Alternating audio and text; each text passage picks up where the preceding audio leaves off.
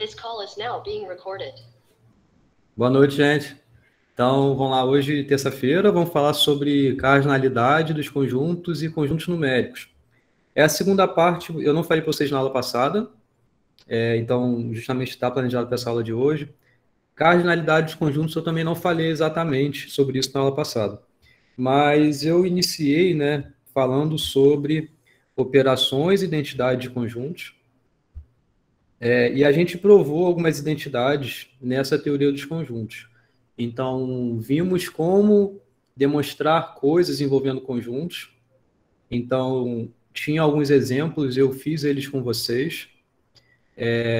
Na lista tem mais exercícios e na aula de revisão que eu vou fazer na aula que vem, também eu vou trazer mais exercícios para explorar esse jeito de demonstrar coisas envolvendo conjuntos, né? Então, como é que você mostra que uma expressão envolvendo conjuntos é igual a uma outra expressão envolvendo conjuntos?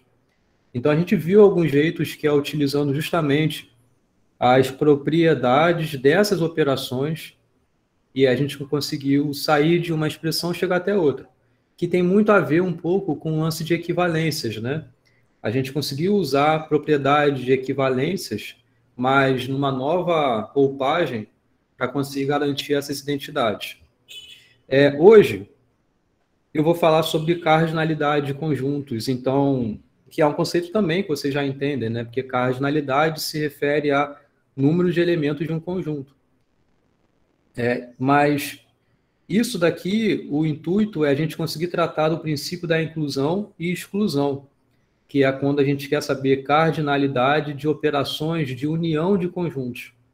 Então, o objetivo é o mesmo, é saber tamanho de conjunto, mas aqui é quando os conjuntos são obtidos por operações, especificamente de união.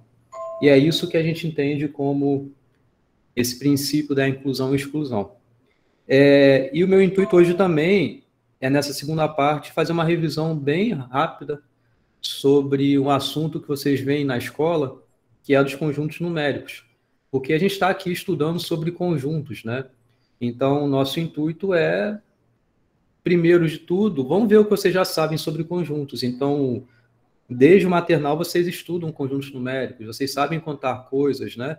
Então, vamos aqui fazer uma revisão bem breve desses conjuntos importantes aqui, que são esses conjuntos numéricos, e a gente vai utilizar boa parte desses conjuntos para poder lidar mais à frente, em análise combinatória, em técnicas de demonstração também, em indução matemática. É necessário vocês saberem desses conjuntos numéricos, tá? Então, mas é um pouco mais de revisão, essa segunda parte aqui. O que eu falei bem rapidamente na última aula, que foi já um pedacinho final, foi essa parte aqui de álgebra dos conjuntos. Então, por isso que eu estou aqui revendo esse slide com vocês, que eu já passei na última aula, né?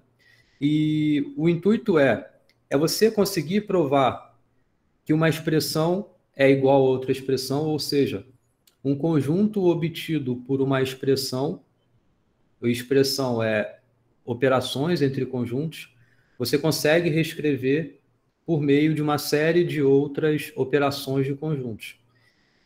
Vimos na aula passada como fazer isso. Se vocês lembrarem dos exemplos que a gente viu, né? Por exemplo, alguma aqui que seja bem rápido assim de lembrar é isso, né? A menos B é A e o complemento de B, né? Tudo que está em A e não está em B. Isso é A menos B. Veja que são dois jeitos diferentes de escrever o mesmo conjunto. Todos os elementos que estão nesse, estão nesses. Mas como você consegue argumentar que, de fato, um conjunto que é escrito dessa forma pode ser escrito dessa forma? Vimos exemplos na aula passada mais elaborados, inclusive, do que esse, né? É uma forma de você mostrar isso. Uma outra forma é utilizando propriedades básicas, por exemplo, a distributividade, a lei de De Morgan, ou algumas outras que vocês viram também na aula passada, a idempotência, a existência do elemento neutro, enfim, algumas identidades básicas que vimos na aula passada, é possível que você consiga argumentar que um conjunto, que no caso é obtido por uma série de uniões e interseções e outros tipos de operações, ele pode ser escrito de alguma outra forma, por exemplo, aqui. Vocês lembram desse slide? Eu até com vocês eu fiz, né? Mas eu fiz bem rápido. Vocês lembram? Conseguiram fazer? Vocês estudaram isso aqui? Pode falar. Eu ainda não entendi o que significa esse traço em cima do conjunto. É o complemento. Tá, vou falar sobre ele então. Beleza, mas o meu intuito aqui, antes de eu entrar no assunto de cardinalidade e depois falar sobre conjuntos numéricos, é rever isso aqui bem rapidamente também, tá? Então, eu vou aqui abrir um... Eu notei que essa página aqui, ela tá ruim, ela tem que ser em pé. Eu quero assim, talvez. Aqui. Aí fica direitinho lá para vocês, eu acho. É. Tá, então... Só vou aqui aumentar isso aqui. Então, vamos primeiro mostrar isso aqui, tá? É que A, união B, interseção B complementar, é isso? A, união B, interseção B complementar, é igual a interseção B complementar. Certo? Então, para entender, né? Aliás, para conseguir mostrar essas coisas, primeiro tem que entender o que está escrito, né? Então, Eric, esse tracinho em cima, eu até falei um pouco, trazendo dessa analogia do que a gente sabe sobre negação. Você lembra o que se refere um conjunto para a gente aqui, em paralelo ao que a gente sabia sobre componente de uma expressão lógica? O conjunto seria tipo um enunciado? Seria tipo enunciado. Mas que enunciado é esse?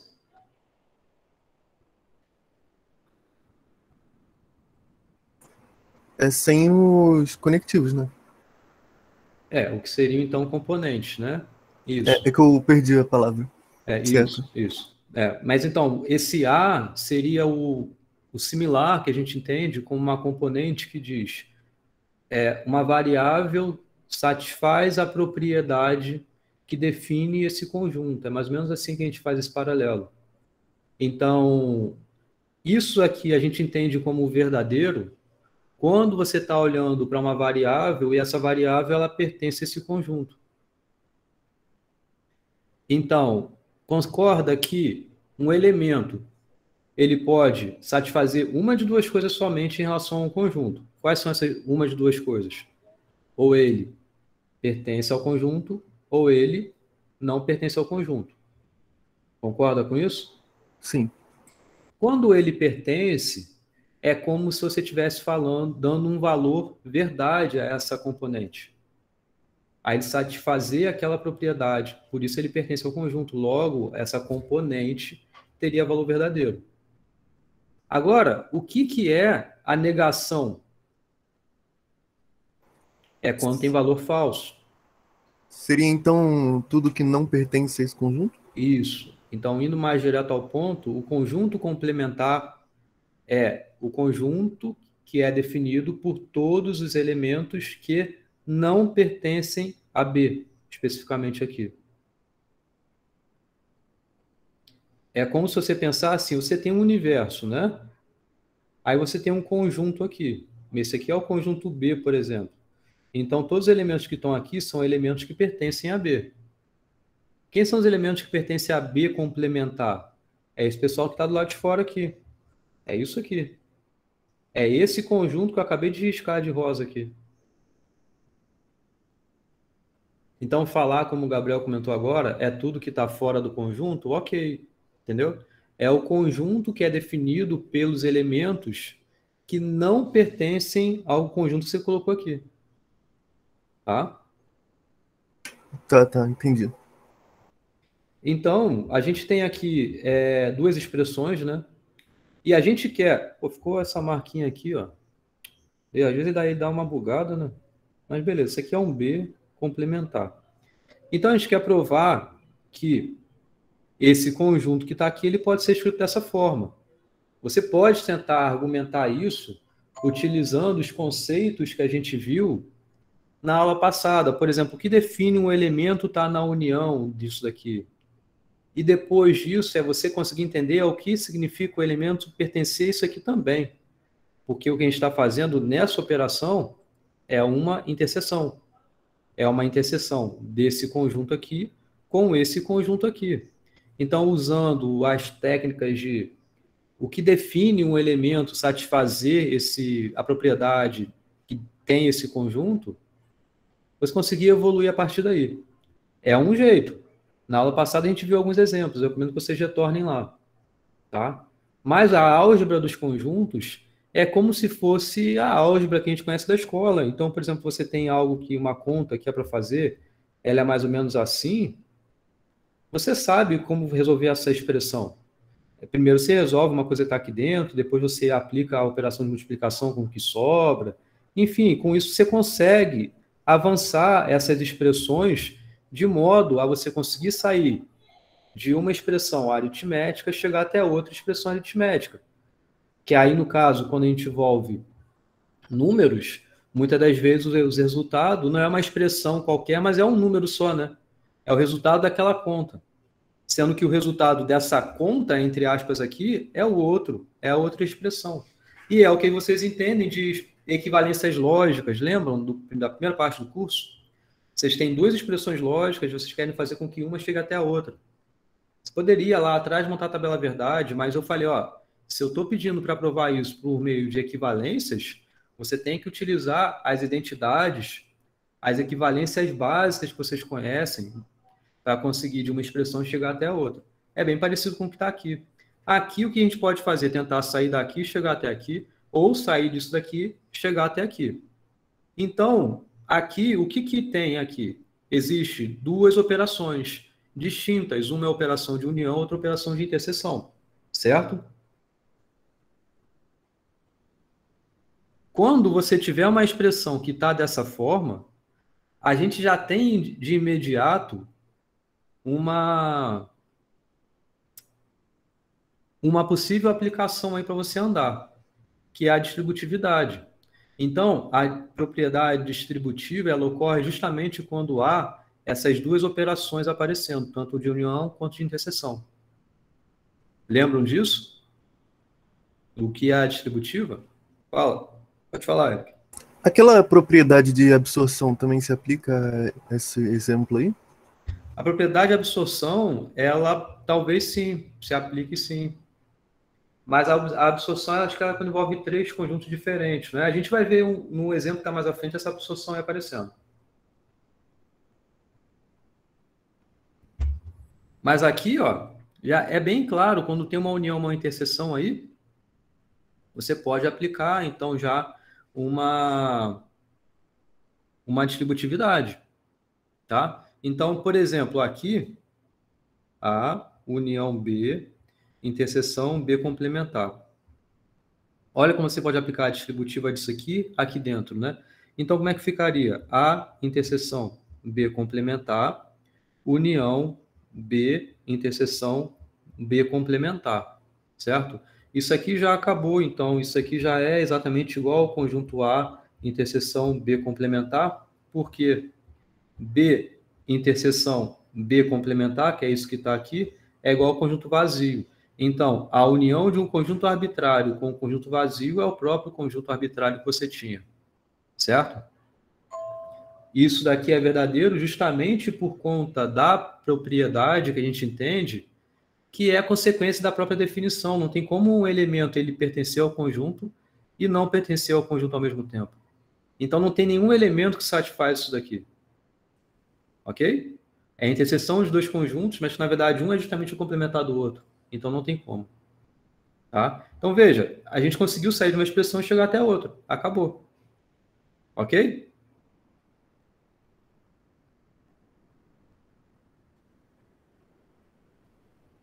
A próxima é essa daqui. Então, ela é a interseção B união C, complementar disso tudo. Ele é a interseção B complementar, interseção C complementar? É. Interseção C complementar. Professor, Ok? essa página vai ficar nos slides da aula de hoje? Eu sempre ponho. Eu tenho posto, sim. Esses slides que são... Eu ponho riscado, rabiscado, alguma coisa do tipo. Tá? Mas se eu não colocar, eu recomendo que vocês, no vídeo assistindo, tirem um print lá. Porque Fica na gravação, né? Fica na gravação também. Até na outra turma, o aluno falou que na aula 3 eu não postei os slides riscados assim. Mas às vezes eu posso esquecer, às vezes eu posso postar errado, enfim. Mas como está gravado, né, vocês podem tirar esse print aí. Mas geralmente eu posto, sim. Fala, João, depois o Eric, né? Professor, e se a interseção B complementar não seria igual a só o A? Se fosse um conjunto dos dois só? Aqui? É. Não, isso aqui é igual a menos B. Tá bom. Porque você não sabe como é que o A se relaciona com B, né? Então, isso é o que define justamente A menos B. É tudo que está em A e não está em B. Entendeu? Seria um próximo passo, eu poderia pôr aqui assim. Esse conjunto é igual a A menos B. E aí você teria que fazer daqui e chegar até aqui. Mas é a consequência da definição. É aplicar uma outra identidade. Entendeu? Porque se tivesse alguém que tá no A e tá no B, não conta, né?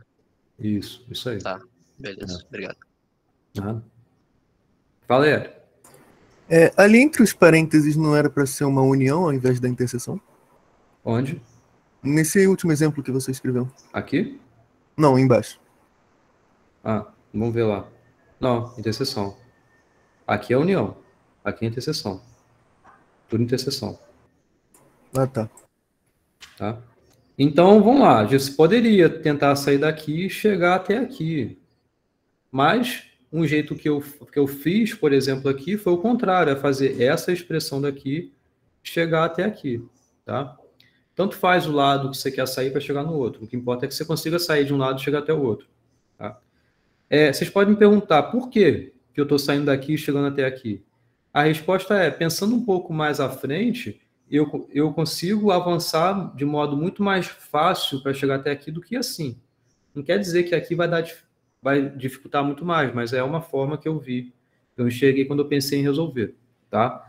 Porque aqui, veja, como o Eric mesmo falou, que até ele pensou que aqui poderia ser uma união, não interseção, é tudo interseção. Então isso me facilita muito a eu conseguir remover esses parênteses, inclusive.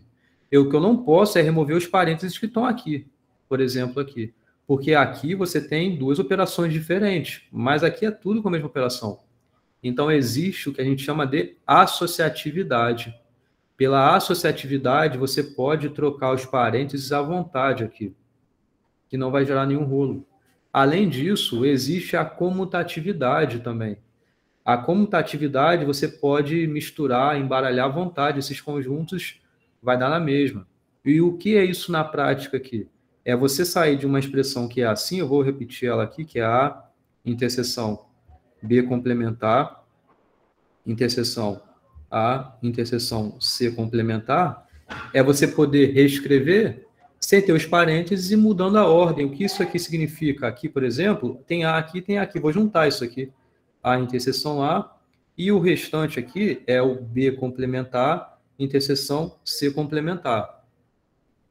Veja que com isso, a gente tem muito mais perto do que já está aqui.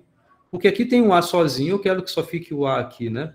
E A, interseção A, é o próprio A, né? Isso também a gente viu na aula passada. Um conjunto, interseção dele mesmo é o próprio conjunto.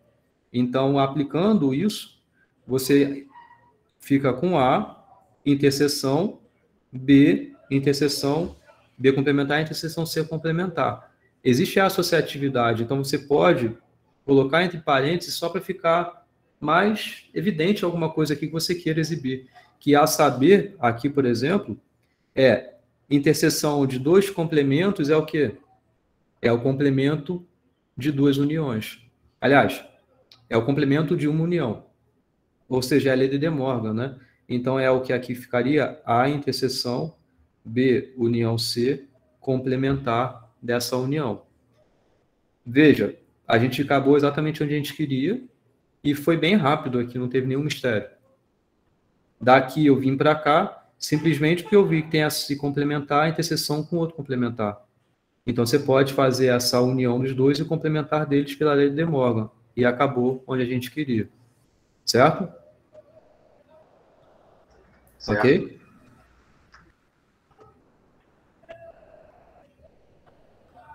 Tá?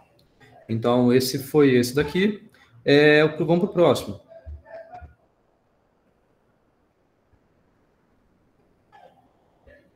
É a interseção, né? B menos C. Isso aqui é igual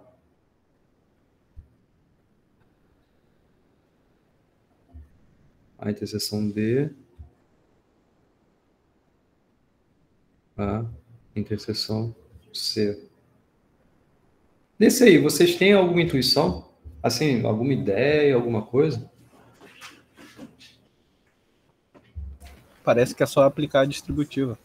É o que todo mundo fala. Quem falou? Desculpa, eu tava olhando para cá. Foi eu. Você aí, né? Então, é o que todo mundo fala. Mas não. Distributiva, ela é uma operação que ela é da união sobre a interseção ou sobre a interseção na união, certo? É sempre quando envolve essas duas operações, união e interseção. Então, é quando você tem algo que seja assim ou quando você tem algo que seja assim. É claro, eu não estou dizendo aqui que, igual a gente vai ver no próximo exemplo, que necessariamente tem que estar um conjuntinho A aqui aparecendo bonitinho. Esse conjunto A ele pode ser resultado de uma série de operações também. Mas tem essa essência, sabe? Tem algum conjunto que ele faz interseção com a união de um outro conjunto. Ou você tem um conjunto que faz a união com a interseção dos dois outros conjuntos. Apesar de, na prática, que parecer sim ser uma distributividade, porque meio como você está pegando esse A interseção e aplicando aqui, isso não é por isso que é verdadeiro, sabe? Você consegue provar que isso é igual a isso, mas não é porque você faz uma aplicação dessa como é a distributiva, não. Tá legal? Certo? Porque a propriedade distributiva, ela se refere a isso ou a isso. É assim que eu defini para vocês. Eu não defini distributividade assim, de uma interseção com uma subtração. Tá? Fala, Eric. Se um daqueles conjuntos naquele exemplo que você deu fosse complementar, ainda daria para fazer a distributiva? Uhum. Justamente. Isso que você falou, algo assim, né? Mas esse aqui agora é um complemento. Tudo bem, não tem problema. O que tem dentro desse A, desse B e desse C não é o problema. Pode ser várias coisas aqui. Mas a essência dessa operação é essa interseção e aqui em um dos conjuntos é uma união. Entendeu? É isso que importa. Agora, o que é o A, o que é o B ou o que é o C, não me importa. No próximo exemplo, isso vai aparecer bem mais explícito. Isso, ele vai aparecer bem mais explícito. Fala, Gabriel. Você se preocupa com A estrutura. a estrutura dele, né? O conjunto ser complementar é um conjunto, né? Não deixa de ser um conjunto. Uhum. É como a gente entendia de expressões lógicas da aula passada, em que, por exemplo, se você tem uma expressão que ela é P implica em Q, você sabe que isso daqui é equivalente a não P ou Q, certo? Mas quer dizer que sempre o P vai estar assim dessa forma ou o Q vai estar assim dessa forma? Não. Pode ser que seja um não P implicando em Q, e isso daqui vai ser equivalente a P ou Q, certo? Pode ser que seja P implicando em não Q. Isso daqui é equivalente a não P ou não Q. Então, você tem esse P e esse Q são enunciados. E esses enunciados é como se fosse uma caixa preta. O que importa aqui é a implicação. E a equivalência dessa implicação é a negação desse enunciado fazendo a disjunção com outro enunciado. Por isso que aqui, se eu colocasse não P implicando em Q, aqui teria o quê? A negação desse enunciado. Do P. Então, por isso que virou P. A negação do negação de P é o P. Fazendo a disjunção com o segundo pedaço que está aqui. Aqui é a mesma coisa. A primeira parte é a negação da causa, que é o não P. Fazendo a disjunção com a segunda parte, que é o não Q. É a mesma coisa aqui, quando se refere a essas operações aqui em conjuntos também. Entendeu?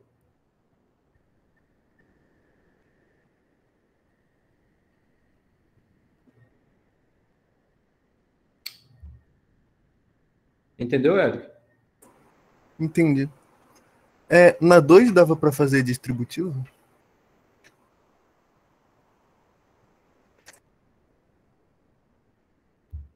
Deixa eu botar isso no canto. Na 2 dava distributiva? Essa aí. Nesse momento aqui inicial, não, porque você vê, ó, tá tudo com interseção, não tem como. Também não pode fazer isso aqui, porque é uma interseção não de uma união, é de um complemento de uma união. Então não pode fazer distributivo aqui. Se fosse só em um elemento, o complemento dava. Um conjunto, no caso. Isso aí. Tá? Bom, mas vamos fazer isso daqui, né? Que no caso, o jeito que eu enxergo sendo mais simples é daqui. Eita, é daqui chegar até aqui, tá? Pode ser que você tenha uma estratégia direitinho para chegar daqui até aqui. Não deve ser tão difícil fazer isso também. Não deve ser difícil. Mas vou fazer daqui, chegar até aqui, tá? Então, veja que isso aqui é uma subtração. E aqui também cai nesse exemplo, igual eu estava mencionando para o Eric aí. Porque o que é a subtração? É uma diferença de dois conjuntos. Um primeiro conjunto é esse, o outro conjunto é esse daqui. Qual é a resposta? Qual é a solução de uma subtração de dois conjuntos? É o primeiro conjunto, que é A interseção B, e o complemento do outro, que é A interseção C, complementar disso daqui. Ok? Tá certo isso? Sim. Veja, assim como vocês viram lá atrás que A menos B, eu vou trocar A e B por X e Y, só para não confundir com as duas que estão aqui. X menos Y, isso aqui é X e Y complementar, é isso que está aqui. X é esse pedaço, Y é esse pedaço, então fica X interseção com Y complementar. É o que está aqui. Aí agora vamos aplicar a lei de De Morgan aqui, né? Porque vê, já tem bem na cara aqui isso aparecendo, né? O complemento da interseção, ou seja, é a união dos complementos, é a resposta disso, né? Então você tem A interseção B, interseção A complementar, união C complementar. Certo? Beleza? Então, aqui sim aparece essa estrutura de uma distributividade. Porque, vê, isso que está aqui é a interseção com essa união.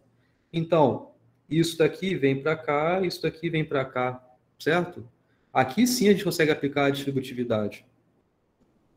E aí ficaria A, interseção B, interseção A complementar, tá certo? Então, é esse primeiro pedaço que está aqui, união A, interseção B, interseção C complementar. Certo? Tá claro isso? Sim. Ih, vocês estão ouvindo barulho em volta? Cadinho. Ih, Ih, gente, a vizinhança aqui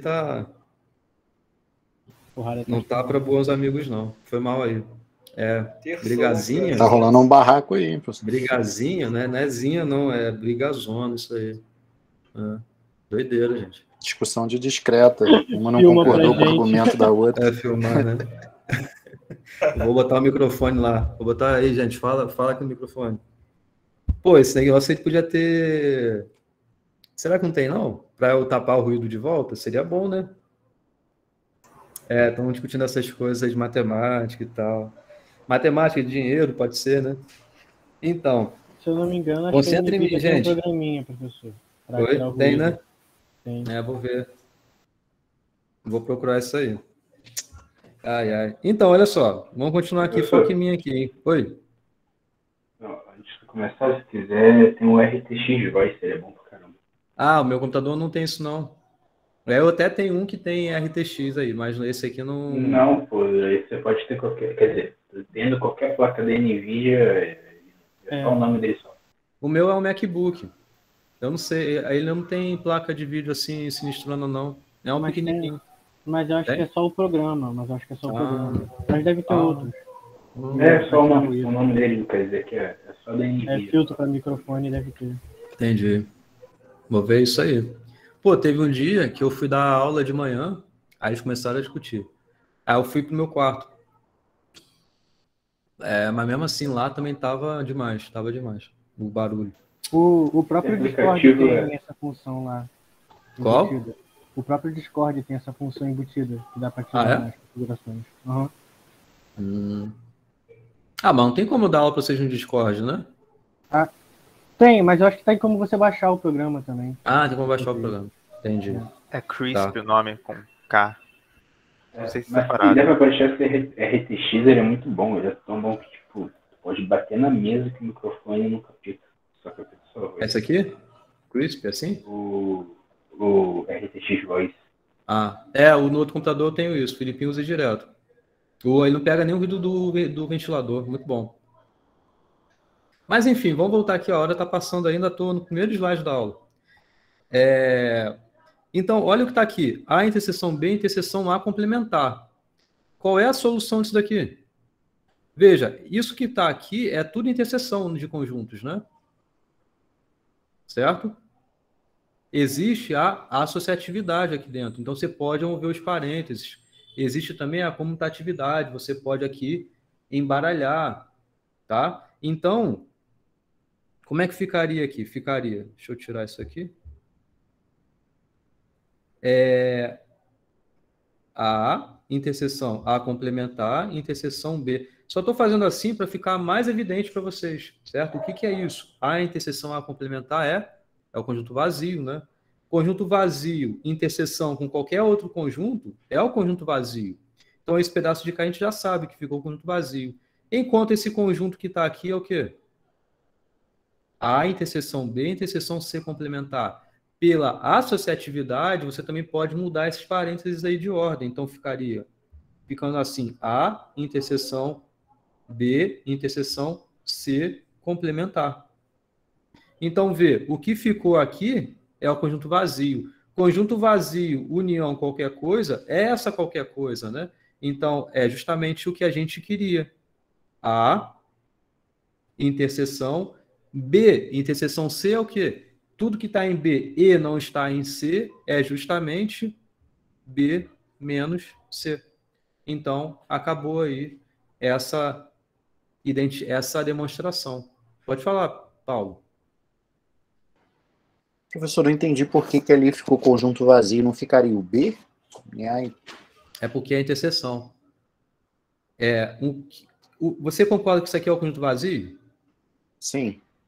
Então, o que na verdade a gente está fazendo é o conjunto vazio, interseção B. B. Tá, saquei isso Então, aqui. ficou o conjunto vazio. Não, eu estava pensando como união, tá certo. Eu sei. Tá. Isso. É como se fosse A menos A? Como se fosse A menos A aqui. Exatamente isso. Né? Isso aí. Porque é como se fosse aqui, né? Um conjunto, interseção com complemento de um outro conjunto qualquer, arbitrário. Mas aqui, por acaso, é o próprio conjunto A. Então, sim, fica A menos A. Isso aí. Show de bola. Beleza. O último é esse daqui. Ver se vai ter espaço.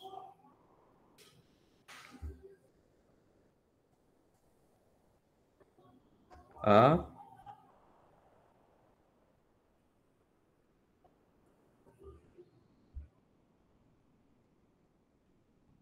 Essa aqui? União. Ah, não. B, interseção C.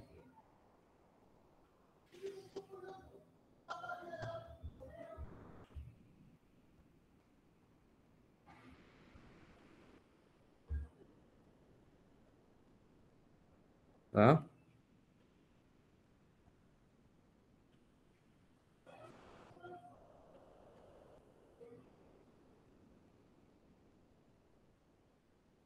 Isso aqui, né? Não, aqui é B complementar, né? Complementar, sim. E aí, gente?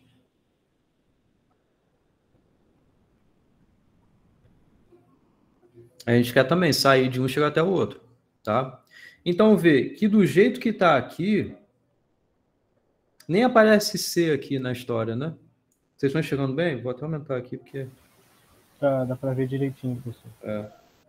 Aqui nem aparece C na história, né? Então, e aqui já aparece C. Então, a gente tem esse aí, ele tá igual o primeiro, né? Basicamente. O primeiro? Ah, não, mas tem a união, né? Justo. Que é a união lá, a interseção, né, e tal. Não é exatamente igual, não. Né?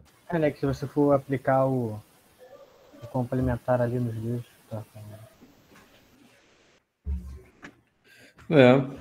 Então, vê, sim, tem uma união e tem uma interseção. Então, aqui você pode aplicar uma distributividade aí, né?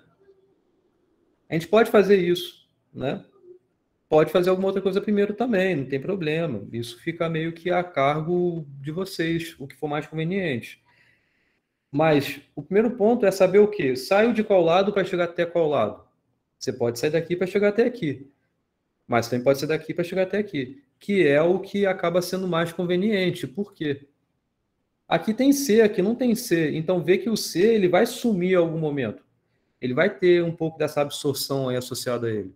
Né? Justamente porque, não sei, mas vai ter alguma coisa que o C vai conseguir sumir. É muito mais fácil você conseguir fazer um conjunto sumir do que um conjunto aparecer do nada. Concorda? Porque se você quiser sair daqui e chegar até aqui, você tem que conseguir aparecer o C em algum momento aqui. Mas como é que vai aparecer esse C do nada? Né? Você tem que ter um controle em relação a isso. Então, vamos tentar fazer daqui e chegar até aqui, né? Bom, vamos lá. Vou aplicar primeiro uma distributiva e depois aplicar aqui uma lei de De Morgan e ver o que acontece, né? Então, vamos tentar fazer isso. Vou aplicar a distributiva disso aqui. Veja, essas setas que eu estou fazendo é só para vocês enxergarem melhor, né? Mas numa resposta isso não se põe, né? Tá? Essas setinhas aqui e tudo mais. É só para ter um pouquinho dessa visualização melhor. Então, aqui como é que ficaria? Ficaria A, interseção, B complementar, complemento disso, união B,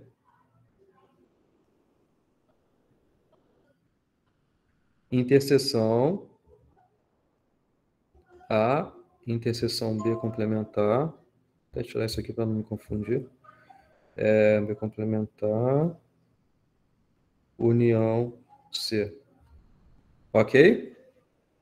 É esse que está aqui, né? Fala, Érico. Uma maneira do C sumir é se for interseção com vazio, né? Igual ali em cima. Por exemplo.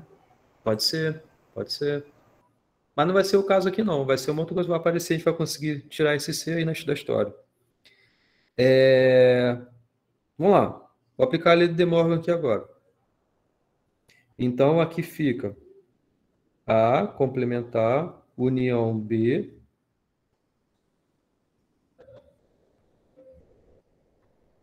união B, certo? Então, vou até tirar já os parênteses que estão aqui. Certo? Então, vê, a lei de De Morgan aplicada aqui, ficou o quê? o complemento disso daqui, união o complemento disso daqui. O complemento do complemento é o próprio conjunto. A união mantive, porque eu só estava mexendo nesse pedacinho aqui, né? Isso tudo fazendo interseção com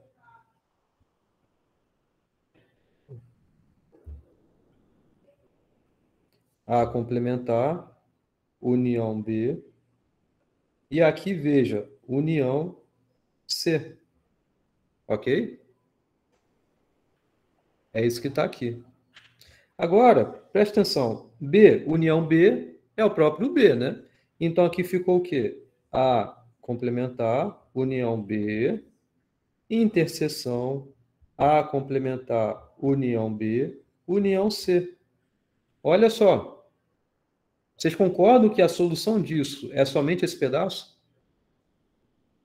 Porque mesmo que aqui você esteja fazendo esse pedaço que está aqui, ele apareceu aqui de novo. União com um novo conjunto, esse conjunto aqui, ele pode ser maior. Mas ele não vai maior. estar na interseção, ele não vai ter resultado da interseção. Isso. É esse maior ainda na interseção com esse pedacinho aqui. Então, que fica somente esse. E o nome para isso a gente deu na aula passada. Esse C some por causa disso. Fala, João. É tipo você pegar números pares com números inteiros, né? Você só vai pegar os números pares. Isso, Você associa de um conjunto maior, fazendo a interseção desse conjunto maior, ainda tendo esse subconjunto menor. Mas a interseção do subconjunto menor, o resultado é o subconjunto menor. Os pares têm igual com os inteiros, só os pares. Então vai ter resultado só os pares. Isso. Fala, João. Você só fez isso de mudar para complemento de A união B porque estava pedindo complementar inteiro daquilo ali, né? Do A, interseção, complemento de B. Como se fosse a negação da conjunção.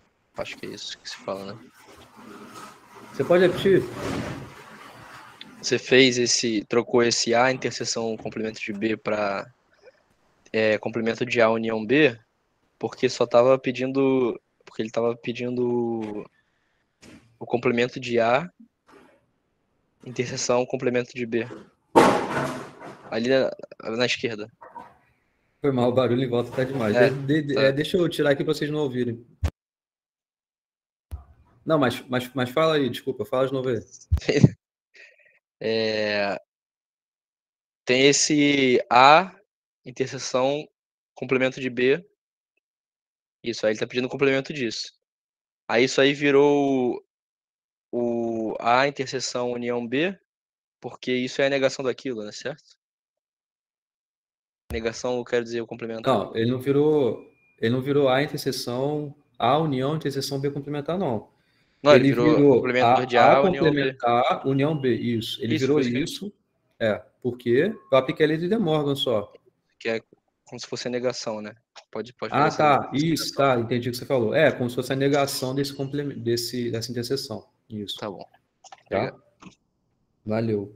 Então, a gente fizemos essas 4 aqui, tá? Isso que é a álgebra dos conjuntos, é você conseguir sair de uma expressão que representa um conjunto por uma outra expressão que representa o mesmo conjunto.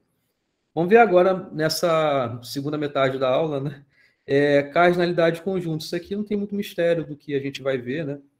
Porque o princípio da inclusão e exclusão a gente vai definir somente para quando tem 2 ou 3 conjuntos. Depois vamos tentar revisar isso de conjuntos numéricos, que eu já nem sei se vai dar tempo. Mas aí, se não der na aula que vem, dá para eu fazer e faço exercícios também. Bom, a cardinalidade é o número de elementos que tem no conjunto. Você pode escrever isso por N de A. N de A é um número. A é um conjunto. N de A é o número de elementos de A, ou seja, a cardinalidade de A. Não é a única forma que a gente tem para representar a cardinalidade de um conjunto. Então, você consegue representar em vários materiais, aparece assim, não somente o N de A, mas também como o A entre módulo de A, muitas das vezes vai representar nos materiais aí o tamanho do conjunto A. Uma outra forma de ter isso é assim, é a cardinalidade de A é justamente a tralha A. Isso aqui é a tralha, né? O nome desse símbolo aqui, é o hashtag, né? A tralha de A é o número de elementos de A. Tralha sempre representa para a gente a cardinalidade, nesse conceito aqui, tá legal? Fala, Éric. 2 elevado a n é só para o conjunto das partes? Não, tem vários outros conjuntos que também têm esse tamanho de 2 elevado a n. Mas 2 elevado a n é um exemplo de uma cardinalidade de um conjunto em particular. Entendeu? É quando você quer saber o número de elementos do conjunto das partes. Qual é a cardinalidade disso? É 2 elevado a n. Tá? Mas você tem conjuntos aí com tamanhos diferentes e conjuntos que representam coisas que não são os subconjuntos que têm esse mesmo tamanho. 2 elevado a n aí. Exemplo, aqui, por exemplo, o conjunto A são os elementos que pertencem ao domínio, né, dos números inteiros, tal que o módulo desse número é menor ou igual do que 3. O módulo, ele é como se fosse, ele é uma funçãozinha, né, em que o resultado disso é sempre não negativo, né? Então, a gente quer saber quais são os valores de x que pertencem aos inteiros que satisfazem essa expressão. Então, são justamente os valores de x que estão entre menos 3 e 3 e que pertencem aos inteiros, né? Porque os valores são esses e o módulo de cada um desses números aqui vão estar dentro desse intervalo que foi pedido. Com isso, a gente vê, então, que a cardinalidade desse conjunto A é igual a 7, porque tem 7 elementos aqui. Um conjunto aqui arbitrário, x, tal que x é pessoa e nasceu antes de 2000. É um número finito? É finito, não tem infinitas pessoas no mundo, né? É uma quantidade finita, mas às vezes é muito difícil contar, né? Então, vamos aqui conseguir, isso aqui a gente consegue ter uma introduçãozinha de o que é análise combinatória, da gente conseguir determinar tamanhos de conjuntos por meio de propriedades específicas que definem esses conjuntos. E esses conjuntos vão ser definidos por meio de uniões, interseções, complementos, diferenças e vários outros tipos de operações que existem por aí. São essas restrições que tornam mais interessante a gente estudar esses conjuntos. Então, primeiro vamos entender a cardinalidade da união de dois conjuntos, né? Vamos assumir, então, que temos um conjunto finito e é possível determinar a cardinalidade dele. O nosso objetivo é, dados esses dois conjuntos, saber qual é o tamanho da união desses dois conjuntos. Como é que a gente faz isso? É simples, né? Vamos primeiro olhar um caso quando os conjuntos são disjuntos. Lembrando o que significa ser disjunto é quando eles não têm elementos em comum, ou seja, a interseção é vazia, tá? Tratando desse caso, qual é a resposta para esse problema? É só somar os dois elementos. Só somar a cardinalidade de cada conjunto. Com isso, porque é bem simples, né? É consequência da própria definição. A definição da operação de união é o quê? Os elementos que vão estar nessa união são aqueles que estão em ao menos um dos dois. E como eles são disjuntos, não tem elementos em comum. Então, você não vai estar contando ninguém duas vezes aí. Você vai estar contando cada um exatamente uma vez. São os elementos que estão aqui, juntamente com os elementos que estão aqui. É a soma dos dois que dá a solução. Fala, Éric. Então, eu ia falar isso que você disse, que como não tem interseção, você nem precisa se preocupar em contar algo repetido. Cuidado, tem interseção, mas a interseção é vazia, né? Uma operação, ela sempre vai existir. Entendeu? A questão não é não ter a operação. A operação ela sempre existe, mas o resultado pode ser que não dê em nada, né? Assim, nada, entre aspas, é conjunto vazio, entendeu? Ok? Ok. Beleza, bem direto. O nome disso é o princípio aditivo. Então, a gente vai entender melhor o que é o princípio aditivo e como a gente vai aplicar esse princípio aditivo de inúmeras formas diferentes em análise combinatória. Mas é bem simples. Os princípios, tanto aditivo quanto multiplicativo, que são também o que a gente vai ver lá, o outro princípio que a gente vai ver, análise combinatória, as definições deles são bem diretas. E aqui é o princípio aditivo aparecendo. É justamente quando você consegue ter nessa união tudo o que você quer e não tem nenhum elemento que está nos dois conjuntos ao mesmo tempo. O princípio aditivo te dá justamente essa solução, em você saber quantos elementos tem nessa união. A gente vai entender isso muito melhor mais à frente, como aplicar isso, tá? Mas, exemplo, a gente pode ter vários, né?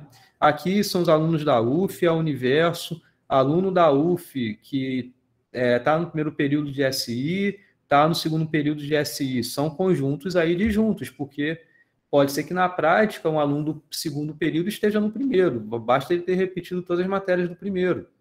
Mas, teoricamente, não, porque a matrícula é do período em que ele entrou, né? Então, ele continua sendo ainda do segundo período, né? Mas se eu estou interessado em saber quantos são os alunos que estão no primeiro ou no segundo período, basta eu somar essas cardinalidades, né?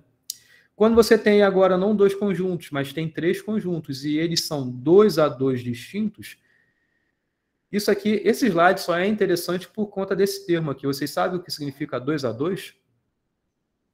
Distintos aqui no caso?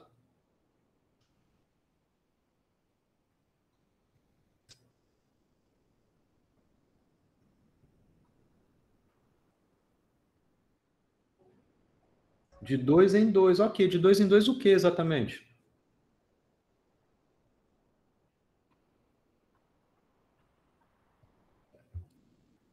De juntos 2 a 2 é que eles não têm interseção? Isso, mas isso se refere, você consegue falar isso por conta dessa palavra disjuntos. Mas, e esse 2 a 2 aqui? É que você pega A interseção B e não existe. A interseção B não existe. B interseção C não existe. Não, existe, mas é o conjunto vazio. Esse é vazio, isso. Não tem interseção, nenhum conjunto tem interseção com o outro. Isso. Então, sim, se refere a serem disjuntos, então, é a ter interseção vazia, mas 2 a 2 é porque você toma desses 3 conjuntos que tem, pega 2, quaisquer 2, então esse ou esse, para quaisquer 2 que você tome, a interseção é vazia. Isso que é 2 a 2. Agora a pergunta é, por que eu estou falando isso, 2 a 2? Por que simplesmente não estou falando? A interseção entre os 3 aí é vazia. Porque pode ser que, tipo assim, a interseção entre A, B e C exista. Porque A pode ter interseção com C, né? Mas A não tem interseção com B, por exemplo. Mas B tem interseção com C. Tipo, C pode ter interseção com A e com B, e A pode não ter interseção com A e B. Tá, tudo bem. Isso responde bem. Isso daqui, ó, não é a mesma coisa que isso, certo? Porque aqui é a interseção de A com B com C. Ou seja, é um elemento que ele pertence aos 3 conjuntos ao mesmo tempo. Certo? Além disso, então isso aqui pode ser que seja vazio, mas isso não se refere a serem 2 a 2 disjuntos. Tá? Se refere a não... se isso aqui for igual ao conjunto vazio, quer dizer que não tem elemento que pertença aos 3 conjuntos ao mesmo tempo. Mas poderia, eventualmente, ter alguma coisa aqui. Aqui está o conjunto A, aqui está o conjunto B, aqui está o conjunto C. Beleza? A interseção dos 3 não tem nenhum elemento que está em B, está em C e está em A ao mesmo tempo. É vazia aqui nesse caso. Né? Tá certo o que eu estou falando? Mas falar 2 a 2 disjuntos é mais forte. Então, para cada par que você tome, não tem interseção. Então, esse caso que eu fiz não se encaixa nisso de falar 2 a 2 disjuntos. Ok? Quando você fala 2 a 2 disjuntos, quer dizer que nenhum conjunto tem interseção com nenhum outro conjunto. Isso aí. Todos os conjuntos são diferentes. Todos são... não. São diferentes não, mas não tem interseção entre nenhum deles. Disjuntos. Disjuntos.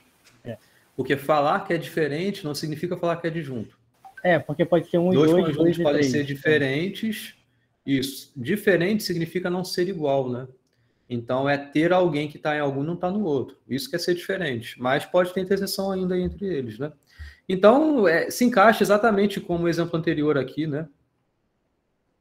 Que era assim, não tinha nenhuma interseção. Então, aqui também é bem simples. Você tem um caso aqui assim, aqui assim, aqui assim, é assim. Então, A, B e C. Então, a união dos três, a cardinalidade é a soma dos três aí, né? Agora, vamos ver o que é o princípio da inclusão e exclusão, porque é algo mais geral. É quando você não tem necessariamente essa interseção vazia aí. Quando você tem dois conjuntos, você pode ter alguém na interseção, né? Para dois conjuntos quaisquer aí. Pode ser que seja vazia, mas beleza, se for vazio, isso aqui vai dar zero, porque não tem ninguém na interseção. Então você retornou ao princípio aditivo.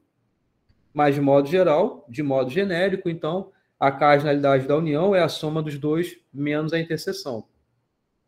Isso aqui é claro para vocês o porquê? Você tem um diagrama, né? É bem visual isso. Se você somar o conjunto, os elementos do conjunto A, a quantidade, com os elementos do conjunto B, vocês veem que um elemento que na interseção ele aparece duas vezes nessa soma. Então, você não pode repetir um elemento no conjunto, lembra? São sempre elementos distintos. Então, você tem que remover uma quantidade aí que se refere justamente a esse tamanho, porque ele apareceu duas vezes, ele só pode aparecer uma vez. Então, remove uma vez esses elementos aí. Então, isso é o princípio da inclusão e exclusão para dois conjuntos, bem direto. Quando você tem três conjuntos, você só tem que analisar isso com mais cuidado. Por quê? Você tem agora uma relação que é de três conjuntos. Então, veja, quando você tem os elementos de A e você põe ele aqui, você somando com os elementos de B, você vê que os elementos que estão na interseção de A e B, eles aparecem duas vezes. Então, por isso você tem que remover uma vez. Da mesma forma, quando você soma os elementos de A, que eles já estão aqui, com os elementos de C, que são esses que estão aqui, essa interseção, ela aparece também duas vezes, então você também tem que remover ela daqui. Quando você soma os elementos de B com os elementos de C, aqui também você aparece duas vezes essa soma. Tanto em B quanto em C, você também tem que remover uma vez isso daí. Só que quando você faz essas remoções, nota que os elementos que estão aqui no meio, eles aparecem quantas vezes em A? Uma vez. Aparece quantas vezes em B? Uma vez. Aparece quantas vezes em C? Uma vez. Então, os elementos que estão aqui aparecem três vezes. Mas quando você remove os elementos que estão em A interseção B, saiu uma vez esses elementos dessa interseção. Quando você remove os elementos da interseção de A com C, eles saem de novo. Quando estão os elementos da interseção de B com C, os elementos que estão aqui saem de novo. Então, na verdade, não tem ninguém aqui nessa união agora, nessa soma daqui até aqui. Por isso que a gente tem que pôr eles de volta. Entendeu? Isso é um jeito um pouco de combinatório de justificar isso. Mas não é a única forma. A gente consegue chegar nessa expressão por meio de contas, utilizando o princípio da inclusão e exclusão de dois conjuntos. Desculpa te interromper, Gabriel, só eu terminar isso aqui, você fala, tá? Número de elementos de A, união B, união C. É isso que a gente está interessado. Isso daqui, na verdade, é a mesma coisa que se você pensar, A união B é um conjunto só, por exemplo. Então, você pensar em dois conjuntos, em que um conjunto é esse A união B e um outro conjunto é esse C. É a mesma coisa, porque é associativo. Então, você pode chamar esse A união B de uma coisinha só. União com C, é um outro conjunto. Então, você tem dois conjuntos aqui agora. Esse conjunto aqui fazendo a união com esse, ou seja, é o princípio da inclusão e exclusão de dois conjuntos aí. Então, essa união, como é que a gente sabe? Como é que a gente faz essa conta? É o número de elementos que tem nesse primeiro pedaço, então é A união B, mais o número de elementos que tem no outro pedaço, que é o C, menos o espaço não deu.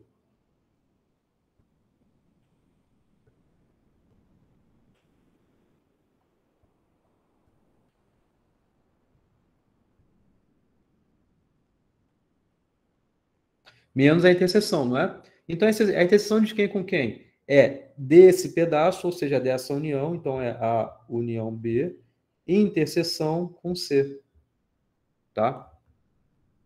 Então, a união B, aqui, ó, a gente sabe como é que calcula isso. É número de elementos de A mais número de elementos de B menos número de elementos da interseção A com B. Aqui, número de elementos de C. Então, veja que esse pedaço a gente já montou, já está bonitinho. Agora, aqui você vai ter uma distributividade aparecendo, né? Porque aqui você vai ter o quê? Número de elementos de...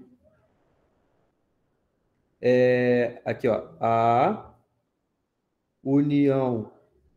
Não, perdão. A interseção C... Vamos pôr aqui um parênteses aqui assim... isso daqui, tá vendo? Aplicando para cá, aplicando para cá. Então, ficou A interseção C, união B, interseção C. Certo? Vou deixar aqui assim, esse menos lá de fora, para justamente a gente tomar cuidado com ele. Porque, continuando, o que você vai ter?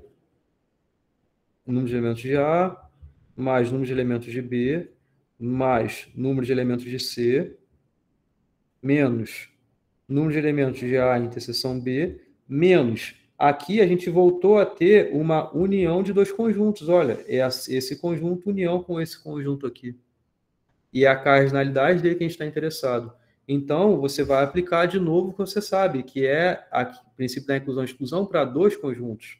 Então, aqui você vai ter número de elementos no primeiro conjunto, é a interseção C, mais número de elementos do outro conjunto, que é B interseção C, menos número de elementos da interseção desse com esse. Então, A interseção B, interseção B, interseção C. É isso que está aqui. Acabou a história, né? Vou trazer aqui para baixo para ficar... Trazer para cá. Então, você tem o quê? Você tem número de elementos de A, mais número de elementos de B, mais número de elementos de C, menos número de elementos de A interseção B. Aqui, ó, menos está do lado de fora disso tudo. Então, muda o sinal de tudo, está aqui dentro, né? Então, fica menos número de elementos de A interseção C, menos número de elementos de B interseção C, menos com menos, mais A interseção B, interseção B, interseção C, é A interseção B, interseção C. Aí isso daqui, ó, um conjunto de interseção ele mesmo é o próprio conjunto, né? Então, você tem mais número de elementos de A, interseção com B, interseção com C. Entenderam?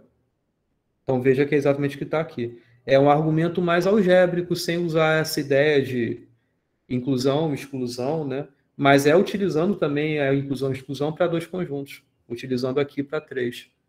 A gente consegue aumentar para 4, para 5 e para um número arbitrário. Para isso, a gente precisa entender melhor o que é a combinação. Isso a gente vai entender um pouco mais à frente. Tá? Mas fala aí, desculpa, Gabriel, pode falar.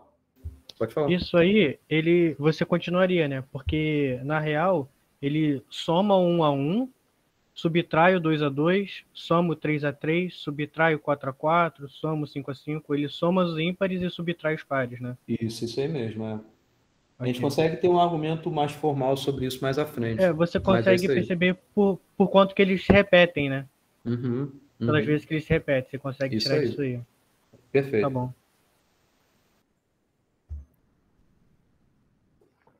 Com essa ideia, vamos fazer rapidinho aqui.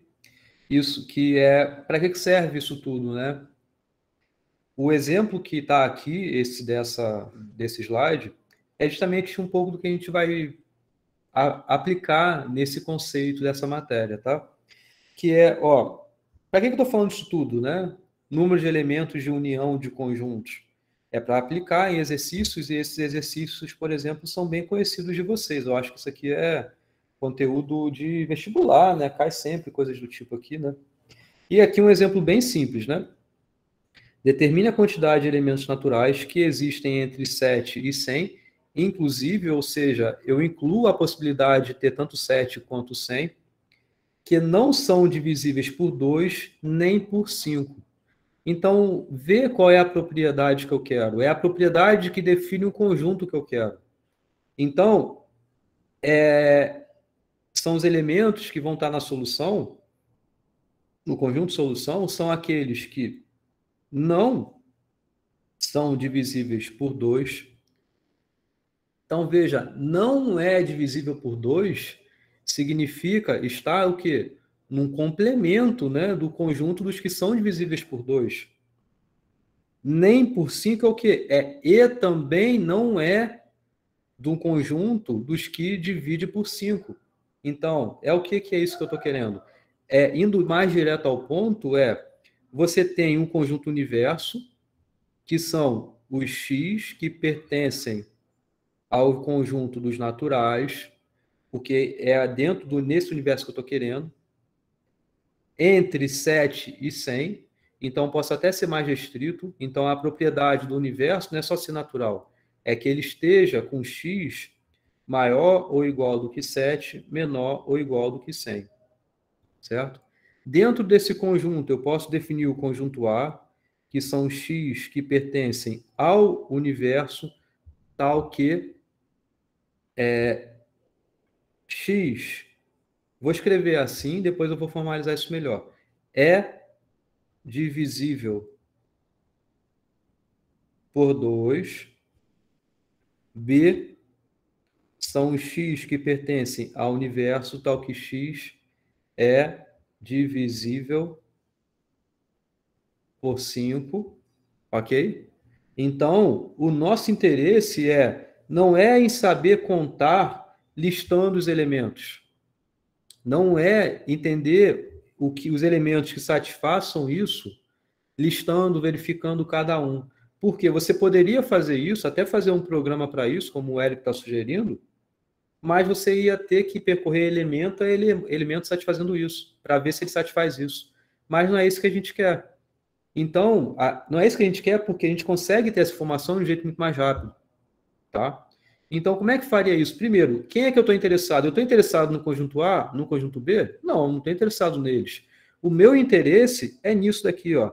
É na cardinalidade disso que está aqui. Certo? É o A complementar, interseção B complementar. É esse conjunto que eu estou interessado. Porque são dos elementos que não estão em A e não estão em B. É nessa interseção que eu estou interessado. Mas vê que o que é isso? É uma interseção de dois complementos. Aplica a lei de De Morgan. Então, na verdade, o que eu estou interessado é no complemento dessa união. Né? É no complemento da união que eu estou interessado, pela lei de De Morgan. E o que é complemento de uma união? É todo mundo que está no universo, mas não está na união.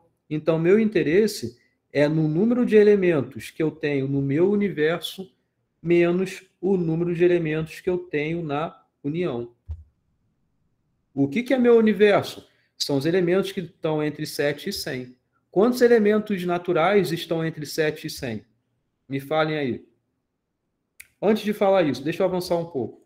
Isso daqui é o quê? É o número de elementos que tenho na união, menos, olha aqui, a união de dois conjuntos. Então, aqui, você vai e faz número de elementos de A, mais número de elementos de B, menos número de elementos da interseção dos dois conjuntos. Certo? Tá clara essa expressão para vocês? Agora é simples. É você calcular isso, calcular isso, calcular isso, calcular isso. Vamos ver cada coisa aqui devagar. Quantos elementos eu tenho na união? É do 7 até o 100. Eu tenho quantos elementos? Eu tenho 93, né? 94. Não é 93. Isso. Por quê? 93 seria 100 menos 7. É esse pensamento que você tem, né? Sendo que você tirar dos 100 primeiros elementos. O que é 100? É do 1 até o 100. São 100 elementos. Tirar 7 significa você remover do 1 até o 7 também. Mas você quer que o 7 esteja dentro. Né? Isso. Então, qual é a conta? É esse menos esse mais 1. Então, por isso que daria esse 94, por justamente você ter a opção, você ter o 7 incluindo ali dentro, né? Então, isso daqui é 94. Número de elementos de A. Como é que a gente calcula isso daqui? Os elementos que são divisíveis por 2 do 7 até o 100. É só no caso de divisão terrestre. É o que eu pensaria. Mas como é que eu sei essa quantidade? Eu vou passar lá um jeito bem Você rápido. pode tá? dividir por. Você pode fazer dividir 100 por 2 e tirar os números de 1 até 7 lá. Tudo bem, isso funciona bem. É. Tem um outro jeito também que eu acho que fica mais visual até, que dá no mesmo, não sei se você falou. Quem é o primeiro elemento que está nesse conjunto? É o 8. É o 8. 8 é 2 vezes quanto? 4. É 4. Quem é o próximo que vai entrar nesse conjunto? É o 10. 10 é 2 vezes quanto? É o 2 vezes 5, 2 vezes 5. Isso. Então veja que aqui você vai ter o seguinte: 2 vezes 4, 2 vezes 5, 2 vezes 6, isso vai por diante. Qual é o último que vai entrar nessa história? É o 2 vezes...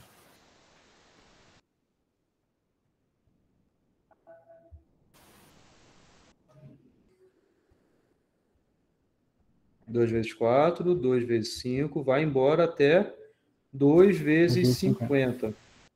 Então, olha que coisa. Quem eu estou interessado? Nessa quantidade. Mas é dos 4 até os 50 que eu estou interessado. Né? Concordam com isso? Porque vai ter o 4, o 5, o 6, o 7, até o 50. Do 4 até o 50 tem quantos elementos? 47. Oi? 47, né? Isso, 47. Porque tem que somar mais um, né? 50 menos 4, isso. 50 menos 4, 46. Mais 1, 47. Então aqui é 47. Entenderam por quê? Porque é do 4 até o 50 o meu interesse. Porque esse aqui, ele me dá os índices, entendeu? Então eu tenho o índice 4, o índice 5, o índice 6, o 7, vou até o 50 com eles aí. Tá claro, gente? Uhum. Aqui, quem é o primeiro que eu estou interessado? É no 5 vezes 2. 5 vezes 2. Depois o 5 vezes 3 vai entrar também na história, né? 5 vezes 3. Mas quem é o último? 5 vezes 20, né? Então, meu interesse é do 2 até o 20. Do 2 até o 20 eu tenho quantos elementos? Seria mais um 19. Dá 19. Isso aí, porque é 20 menos 2, 18, mais 1, 19. Agora, isso daqui, veja, eu estou mudando o sinal, né? Porque o menos está lá de fora aqui. O que significa estar na interseção de A e B? Ser múltiplo de 2 e de 5. Isso, ou seja, é um número que É o necessariamente número que é ele múltiplo tem. de 10. Isso, ele tem necessariamente o 2 e o 5 na sua decomposição. Ou seja, ele é um conjunto que ele tem o 10 sempre aparecendo. Então, esse conjunto são os x que pertencem ao universo, tal que x é divisível por 10. E aqui é o quê? É o número de elementos de quem? O primeiro é o 10 vezes 1. Depois é o 10 vezes 2. Até chegar ao 10 vezes... 10 vezes 10. Porque isso vai dar o 100, né? Então, aqui você tem quantos elementos? 10 elementos. Do 1 ao 10, 10 elementos. Entenderam como é que faz isso? Aí basta resolver essa conta, acabou. Legal? Show de bola. Entenderam bem? É difícil? Acharam difícil? Vai facinho. Eu não acho que seja fácil, não, professor. É. Trabalhou pra caramba ele. Então, olha só, o que eu digo? É uma questão que não é chegar e fazer e pronto. tem todo um passo inicial que é entender a expressão que está sendo dita aqui dentro desse enunciado. O que é isso? É, de outras palavras, simbolizar enunciado. É utilizar conteúdo da primeira aula. É isso que eu fiz aqui. Usei equivalências para avançar no meu entendimento. Chegou num ponto que ficou fácil, porque eu utilizo o princípio da inclusão e exclusão. É assim que se faz esse tipo de questão.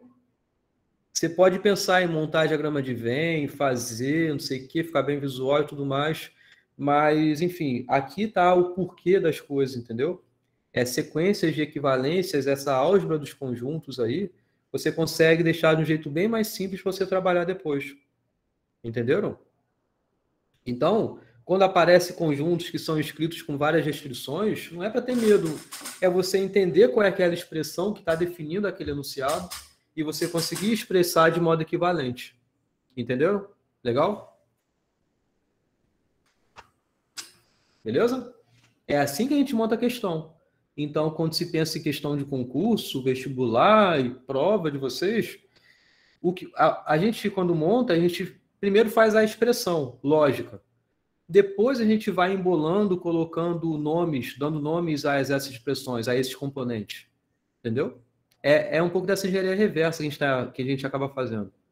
Então, na hora de vocês resolverem, também tem que ser um pouco assim. É expressar logicamente aquele enunciado para ir trabalhando com essas sequências de equivalências e conseguir resolver. Tá legal? Beleza? Vou avançar. Vou falar aqui agora, nessa meia hora que a gente tem, mais ou menos, essa recapitulação, tá? Não tem nada muito de conteúdo novo para falar, mas só rever alguns nomes que vocês já devem saber sobre esses conjuntos numéricos, né? Vamos começar com o conjunto 2 naturais, né? A gente pode definir um conjunto listando os elementos, muitas das vezes, né? E aqui os naturais, é naturalmente possível a gente conseguir definir dessa forma. Fala, Eric. Você colocou o resultado dos elementos? Eu não vi. O resultado da conta de somar e subtrair? Não, só se fazer a conta aí, pô. Tá. Mas é 94, menos 47, menos 19, mais 10. Tá?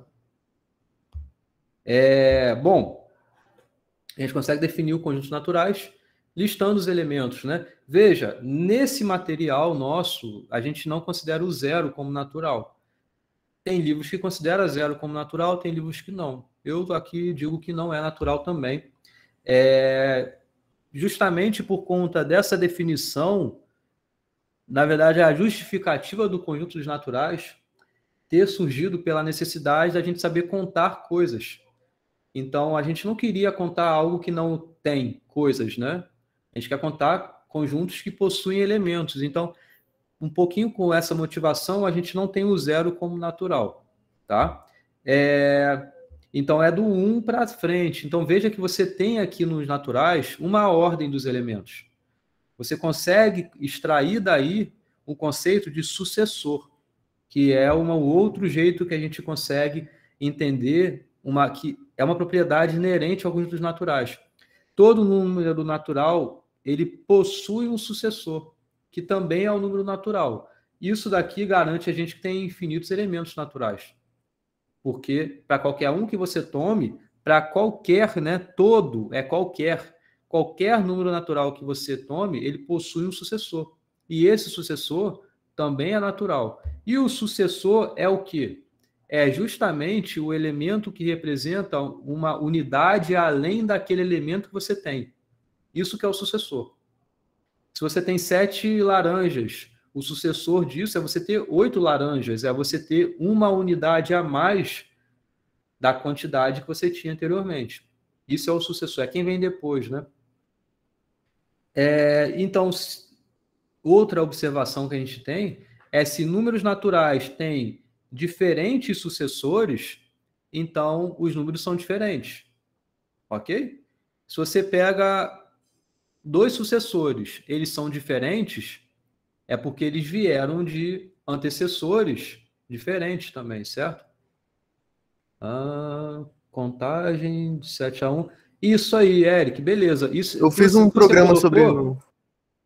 Ok, parece que funciona. Mas, olha só, é diferente, na verdade, que você fez, ele é interessante por você estar praticando algo que é de programação, mas a gente consegue chegar a essa quantidade sem passar por cada elemento, entendeu?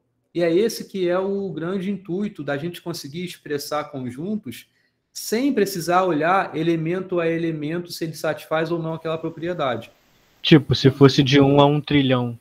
Isso que eu falo agora. Você teria que processar bem menos coisa. Se você colocasse esse conjunto do universo tão grande quanto você quisesse, e é possível porque justamente você tem nos naturais essa possibilidade, pegar um subconjunto que mesmo sendo finito, 1 trilhão, é finito, mas o processamento que isso ia demandar ia ser bem custoso. Em compensação, você tendo uma garantia da quantidade sem precisar listar, e é isso que a gente vai trabalhar em análise combinatória mais à frente, é bem mais interessante. E falando em termos de algoritmo, em técnicas de elaboração de algoritmos também. A gente quer provar propriedades para justamente não precisar listar elementos que satisfaçam uma certa propriedade, entendeu? Porque é possível. Uma vez que você listou, basta você contar, resolve o seu problema. Mas não necessariamente é de um jeito eficiente. Fala, Gabriel. Esse é um problema que a gente tem com os primos, né? Porque a gente não tem essa fórmula de fazer, de achar um primo. Então a gente tem que ir pensando de um por um e isso dá muito trabalho, né? Falando bem formal, chegou um ponto que a gente fica... A gente chega muito longe e para chegar no próximo, você tem que contar indo de um por um, tem que fazer com todos. E a gente sabe que tem infinitos primos. Então você nunca vai acabar. Você vai conseguir sempre... O problema é saber quem é o próximo. E aí você teria que ficar dividindo por todo mundo que quer chegar até ele, basicamente. Não precisa ser até ele, porque a gente tem um limitezinho aí de ser a raiz quadrada. A raiz quadrada dele. A gente vai provar isso aqui no curso, inclusive. Bom. Ok, Eric? Ok. O único número natural que não é sucessor de nenhum outro é o número 1, tá? Porque justamente ele é o primeiro. Com isso, a gente consegue ter uma certa ordem de naturais, né? Em você ter uma definição alternativa a ele, que é essa que está aqui, tá? Uma definição que é um pouco diferente de você listar os elementos é essa daqui. 1 é o número natural. Se n é o número natural, então n mais 1 é o seu sucessor, que também é um número natural. Ou seja, isso aqui dá uma mecânica de você conseguir obter um número natural após o outro. Entenderam? Justamente por conta dessas duas operações. Ou seja, utilizando a primeira ou a segunda afirmação, você consegue ter qualquer número natural. Começando desse primeiro sendo 1, você consegue ter essa segunda afirmação bem ok, para você ter o próximo natural, que é quem? Se n é o número natural, o que você tomou é 1. N mais 1 é o sucessor dele. O sucessor do 1 é 1 mais 1, é o 2. O 2 também é natural. Então, nesse conjunto, agora, inicialmente, você tem 2 elementos. Agora, pega um outro natural, 2. O sucessor dele é o 3, também é natural. E assim por diante, você vai infinitamente. Isso daqui é muito importante para a gente conseguir entender uma boa ordenação que existe com os naturais. A gente vai entender isso, esse conceito de boa ordenação, melhor, quando eu estiver falando sobre indução matemática. Porque vai ter uma certa associação muito forte com isso daqui dos naturais, em você conseguir ordenar os elementos naturais, justamente por essa quantidade que cada número se refere. Tá? Então, com isso, entendendo a definição, a gente consegue entender as operações que existem nesse conjunto. E é uma coisa que a gente diz, uma operação ser fechada em um conjunto. Vocês conhecem esse termo? Operações fechadas no conjunto?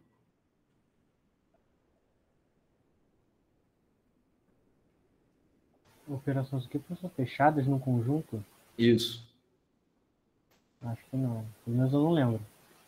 Quando vocês falam fechamento, falando de tal fechamento, o que significa isso? Fechado em um conjunto que só está dentro daquele conjunto, né? Mas o que está dentro do conjunto? Eu não entendi. Os elementos que você toma, as operações. é a operação. A operação vai estar dentro daquele conjunto, mas eu não Mas conjunto tem elemento, conjunto não tem operação como elemento. Então, não sei por isso, não sei. Depois eu vou falar, eu acho. Tá, mas o que significa aí fechamento? Pô, Gabriel, você é fechamento, não tem? Não fala isso? Eu sou show, eu acho que é isso. É show de bola. É meio que tá junto, né? Ele tá acompanhando de alguma forma. Oi? Tá unido. Oi, Leonardo?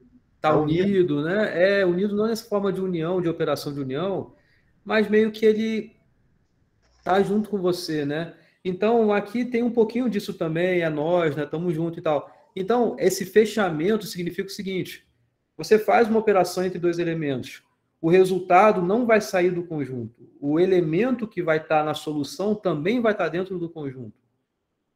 Tá? Isso que é uma operação ser fechada no conjunto. É quando você aplica uma operação de dois elementos que estão no conjunto e a solução é no outro elemento que também está naquele conjunto. Eu posso ter um conjunto infinito, né, professor? Tipo assim, o conjunto... Pode ser que não seja. Então, é que eu consigo pensar em conjuntos infinitos. Tipo, eu sei que tem como você fazer isso com conjuntos finitos, mas eu preciso... Isso, assim, o resto de divisão, por exemplo. O módulo, essa operação modular aí de determinar resto da divisão é cíclica.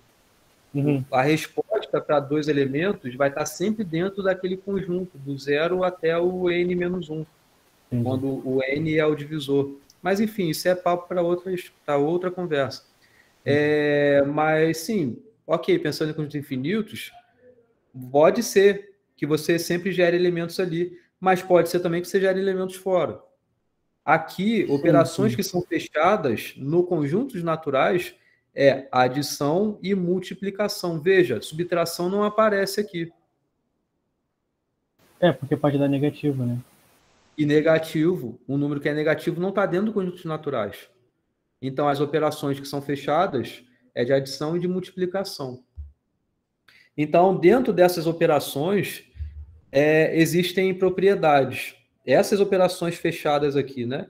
Existe a comutatividade da adição, existe a comutatividade da multiplicação, existe a associatividade da adição, a associatividade da multiplicação, existe a distributiva da multiplicação sobre a adição. Ok? Tá claro isso daqui? Isso são termos que vocês já, teoricamente, já conhecem, né? Mas a gente viu isso numa série de objetos diferentes.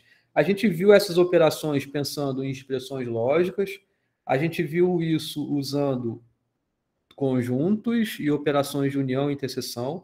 Agora a gente está vendo isso dentro de um conjunto específico, que é dos naturais, esse tipo de operação que é com números, que é da teoria dos números, e dizendo que vale essas propriedades também. Entendeu que legal? Beleza? A existência do elemento neutro na multiplicação, né, é o 1 que você multiplica ali e não muda o resultado. Então, observa que essas são propriedades que valem para essas duas operações, são fechadas. Então, pelo fato do 0 não ser considerado como natural, não temos o elemento neutro da adição. O elemento neutro ele só aparece na multiplicação. Nos naturais não tem elemento neutro na adição, por justamente não ter o 0 como definido elemento de um conjunto natural. Não funcionou? Tá? Então, vamos avançar aqui para entender agora conjuntos que agreguem essas informações extras, né? Então, nos naturais não temos operação de subtração também. Não tem isso bem definido, porque falta elemento para você conseguir garantir uma operação e manter fechada no conjunto. Então, uma vez que não existe o simétrico de um elemento A, né? O elemento A é o oposto do A, é o menos A. E não tem menos A nos naturais. Para qualquer A que você tome como natural, não tem. Então, com isso, a gente precisa ter um conjunto maior, que aí vem o conjunto dos inteiros. Então, o conjunto dos inteiros, ele aparece justamente agregando essa nova informação. É ter o simétrico de cada número natural e, além disso, o 0. né? O simétrico é esse oposto, né? Quanto um tem a adição de quantos objetos, qualquer que seja, o outro tem o débito desse quantidade de objetos aí específicos, né? Então, veja que os elementos inteiros, eles contêm, né? O conjunto dos inteiros, ele contém o conjunto dos naturais, né? Então, existem alguns subconjuntos deles próprio aqui, né? Se você põe o maisinho aqui embaixo, significa os inteiros não negativos, ok? Porque são esses inteiros que, na verdade, têm os naturais e o zero. Então, você está restrito aos mais aqui, significa restrito aos não negativos. Então, é um subconjunto próprio do conjunto dos inteiros. Subconjunto próprio, lembra, é aquilo que se refere a ser um subconjunto de modo que tem um elemento nesse conjunto maior que necessariamente não está nesse subconjunto. Isso que significa ser um subconjunto próprio. A gente viu isso em aulas anteriores, né? Você também pode definir um subconjunto próprio dele, que é os inteiros não positivos. Então, você usa essa notação aqui, tá? Você pode ter o asterístico. O Z asterístico, no caso, é o conjunto dos inteiros que não tem o zero. Então, ele é o inteiro não nulo. São os inteiros não nulos. Se você tem os não negativos juntamente com os não nulos, você tem o conjunto dos naturais. Então, isso é um outro jeito de você enxergar os naturais como um subconjunto dos inteiros, né? Tendo essa restrição. O conjunto dos inteiros tal que você está considerando os não negativos e também está considerando os não nulos, né? Então, você está restringindo aos naturais aqui especificamente, né? Da mesma forma, se você tem aqui os não positivos juntamente com os não nulos, o que você tem é exatamente os negativos, né? Propriedades que existem aqui nos inteiros. Todas as propriedades que valiam nos naturais continuam valendo aqui nos inteiros. Propriedade valer significa a operação ser fechada, o resultado que dá lá, aqui dá na mesma, né? A propriedade que existe lá também existe aqui. Mas aqui a gente agrega novas propriedades. Então, por exemplo, o elemento neutro da adição, a gente consegue, então, definir bem isso, porque os dois elementos são inteiros, né? O zero é inteiro. Então, A mais zero é igual a A, né? Isso é o elemento neutro da adição. Além disso, a gente tem também o simétrico ou o oposto, é justamente o elemento em que você vai somar ao elemento específico e o resultado vai dar zero. Então, o simétrico do A, ou a mesma forma de falar isso, o oposto do A é o menos A. E por que existe ele? Porque o resultado da soma desses dois vai dar zero. Então, por conta disso, a gente consegue definir a propriedade do que significa uma subtração. Uma subtração é justamente quando você tem uma soma de um elemento com o oposto de algum outro, tá? Então, isso é uma subtração. E, em termos práticos, é quando você tem uma quantidade específica e você quer remover a outra quantidade específica, né? Eu estou aqui adotando que vocês não sabem nada sobre operações, né? Então, é uma aula de definições do que significa uma adição e uma subtração. Apesar de eu saber que vocês sabem o que é isso, né? É assim que a gente define formalmente essas operações. Vamos também, a gente consegue definir o que é um divisor inteiro, tá? O que é um divisor inteiro? Um divisor inteiro, então a gente fala que A, ele pertence ao conjunto dos inteiros não nulos, né? É o asterístico, né? Então, é o elemento que está dentro dos inteiros, mas não qualquer inteiro. Porque você não pode ter o zero como um A. Tá? Ele é divisor inteiro de algum outro inteiro B. Tá? A gente denota isso dessa forma, então a gente escreve que A divide B, é como a gente lê. A divide B. Quando existe algum C, pertencente também aos inteiros, tal que C vezes A é igual a B. Ok? Beleza? Tá legal? Beleza, professor. Então, isso que significa um divisor. É quando você consegue escrever esse divisor multiplicando por algum outro termo, que existe algum outro inteiro que satisfaz isso, em que o produto dos dois é igual ao B.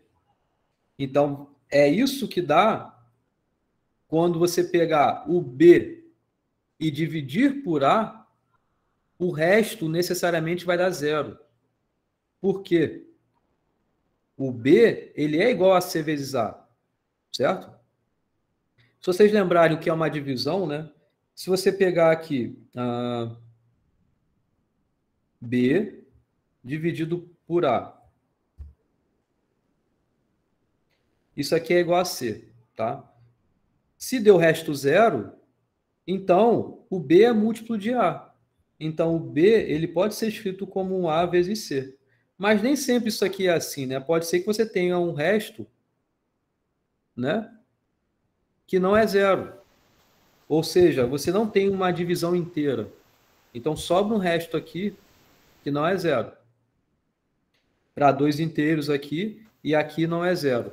Então é um B que divide A, isso aqui é C, e o resto é um D, por exemplo.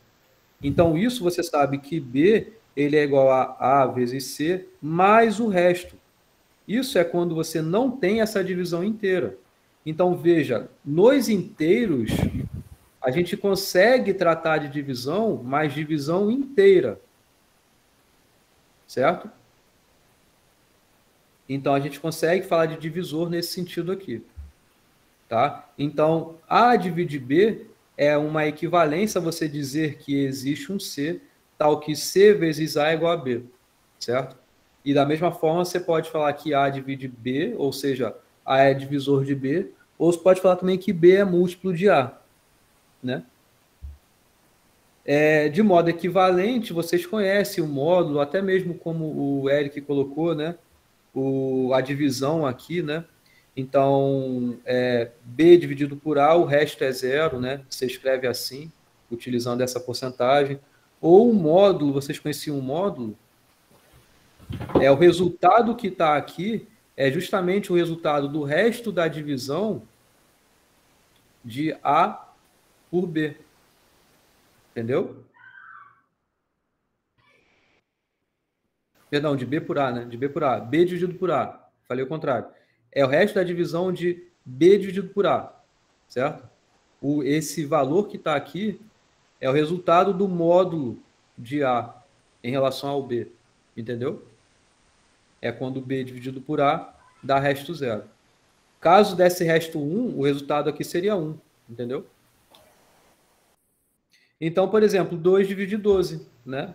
Porque 6 vezes 2 é igual a 12. E da mesma forma, 12 é múltiplo de 2. 3 divide 27, porque 9 vezes 3 é 27. E 27 é múltiplo de 3. Menos 5 com 20, da mesma forma, porque existe um jeito de você escrever um em função do outro, em termos de multiplicação por outro inteiro aí. 4 divide 0, porque 0 vezes 4 é igual a 0. D divide 0 para qualquer D que você tome, porque 0 vezes D é igual a 0 para qualquer D que você tome, pertencente aos inteiros que não seja o vazio, o zero, né? Que não seja o zero, não o nulo, né? Bom, com essa consequência, a gente vê na própria definição de inteiro, né, que os naturais são um subconjunto próprio dos inteiros, né? Mas vê que aqui a gente não consegue fazer todas as expressões que a gente pode ter. Por exemplo, nos inteiros, temos soluções para essa equação aqui? Qual é o valor de x que você multiplica 2, soma 3 e isso dá 0? Menos né? 3,5. Isso, então aqui você vê que dá menos 3 sobre 2. Isso é uma divisão inteira? Tem como você dividir de modo que o quociente fica inteiro e o resto também fica inteiro? Não tem. Fica quebrado, fica a vírgula, né? Então, você não tem isso dentro dos inteiros. Por isso que a gente precisa de uma nova propriedade que defina um outro conjunto, e vão aparecer o conjunto dos racionais, tá? Então a resposta para cá é não, porque não existe a noção também de inverso multiplicativo de um número. E o que é inverso multiplicativo de um número?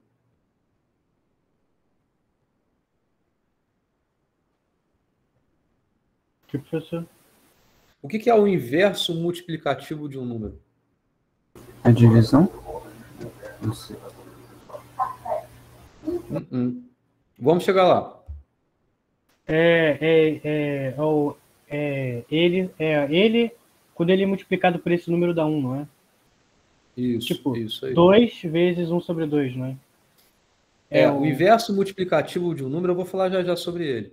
Mas tipo, o inverso multiplicativo número. de O inverso x multiplicativo é 1 sobre de x, né? Isso.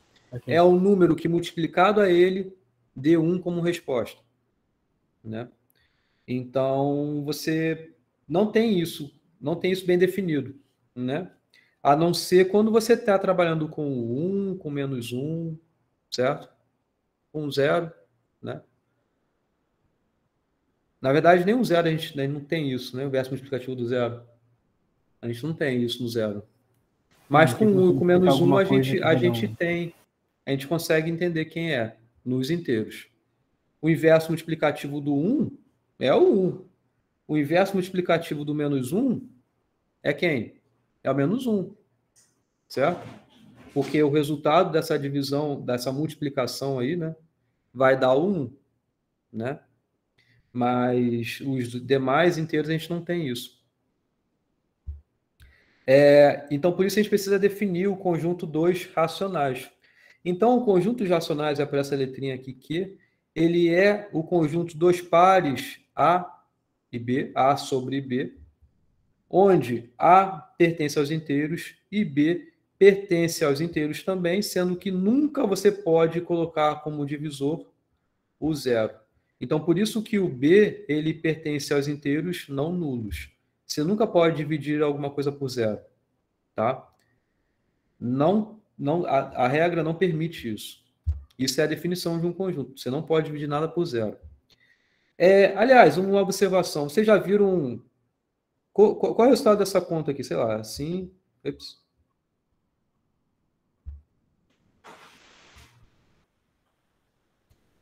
Qual é o resultado dessa conta?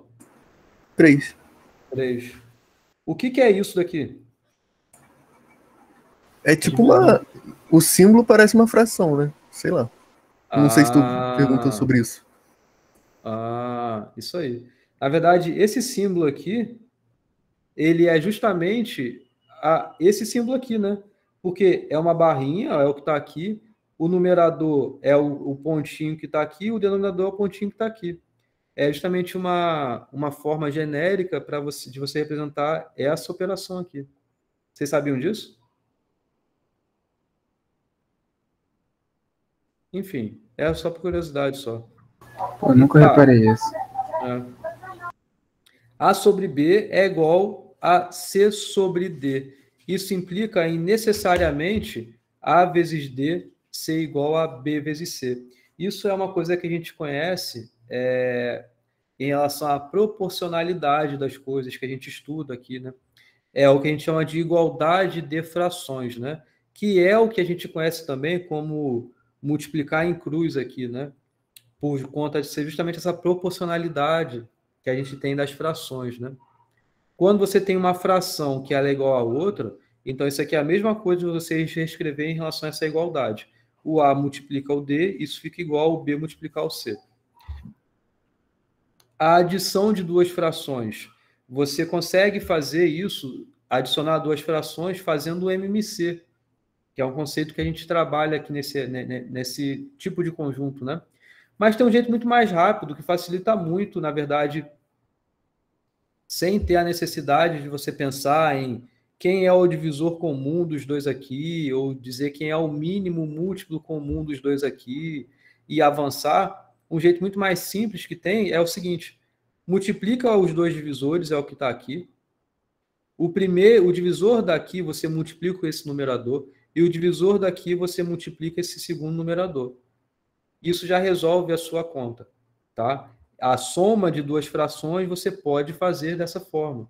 O MMC simplifica, porque no MMC, quando você faz dos divisores, você vai ter aqui uma fração irredutível, tá? Que é algo que aqui não necessariamente você vai ter. Eu vou falar um pouquinho sobre isso já já. Fala, Eric. Dá para fazer isso com subtração também? Dá. Porque uma subtração, na verdade, é uma soma. É uma soma de modo que você tem A menos B, é uma soma de A com o oposto de B. É isso. Então, se aqui está uma soma, isso daqui pode ser o oposto de C sobre D, entendeu? Da mesma forma. Pegou? E aí? Ah, é? Pera aí, gente. Boletim. Não chegou não. Ah, talvez no e-mail, deixa eu ver. Eles mandam no e-mail. Eles mandam no e-mail? Chegou alguma coisa? Não. Nada? Não.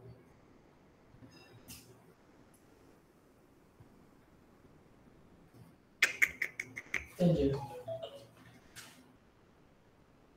Chegou não?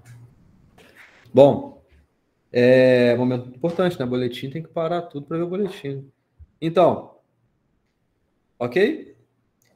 Multiplicação. Multiplicação de duas frações é simples.